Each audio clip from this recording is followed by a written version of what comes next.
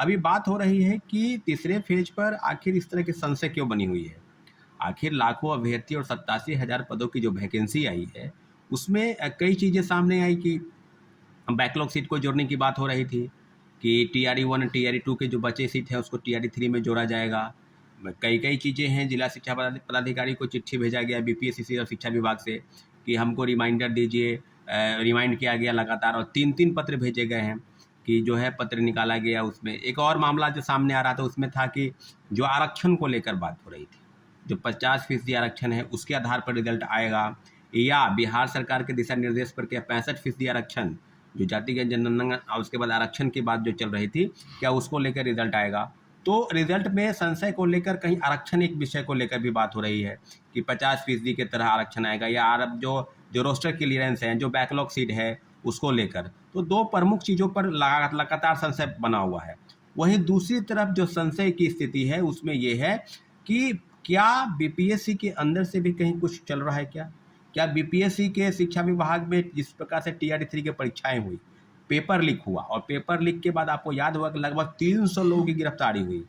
TRE 3 में paper leak के संदर्भ में जो चीज़ें सामने आ रही थी और जो पूर्व चेयरमैन थे वो लगातार डंका पीट रहे थे कि पेपर लीक किसी भी हाल में नहीं होने देंगे। TRE 3 का पेपर लीक हो गया। TRE 3 के पेपर लीक में जो चीज़ें सामने आई है उसमें तो अब स्पष्ट हो गया है कि अभी तक जो मुख्य आरोपी कौन है, क्योंकि BPSC के द्वारा जो प्रश्न पत्र बनाए गए और जिस एजेंसी को प्रश्न पत्र ठेका दिया गया छापने का जिम्मा, उसके बाद BPSC के अंदर से बिना QR कोड लगे प्रश्न पत्र उन लोगों के पास से बरामद हुए। वो सर्वेयर हाउस में जा रहे थे, वहाँ से परीक्षा केंद्र पर जाने के दौरान आउट हुआ। कई चीज़ें सामने आई, परंतु आर्थिक अपराध इकाई ने BPSC को कई पत्र लिखे हैं, क्योंकि हमको किन किन लोगों के पास सूचनाएं रहती है, BPSC के किन किन अधिकारियों के पास प्रश्न पत्र छपवाने का, उसको टेंडर नोटिस जारी करने का, या किन किन लोगों को सारी चीज़ें उन लोगों के पास जानकारी रहती है। तो इन सब चीज़ों की जानकारी के हवाले से जो चीज़ें सामने आई है उसमें पूरी तरीके से अब ये बात सामने आई है कि अभी तक BPSC ने आर्थिक अपराध इकाई को कोई भी जवाब नहीं दिया है और लगातार ये बात दबाव बनाया जा रहा है कि हमको जवाब चाहिए। और आर्थिक अपराध इकाई TRE 3 के जो भंडाफोड़ है उसमें कई लोगों के नाम आए।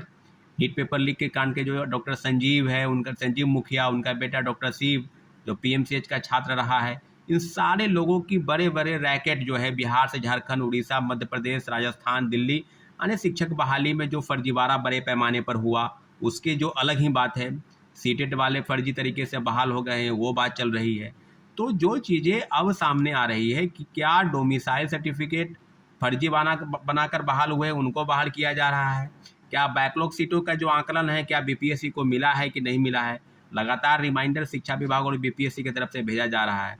तो साथियों, पूरी तरीके से अब इस बात को आश्वस्त हो जाइए और लगातार अब बातें चल रही है कि अक्टूबर लास्ट तक जो है रिजल्ट निकालने की प्रक्रिया में है।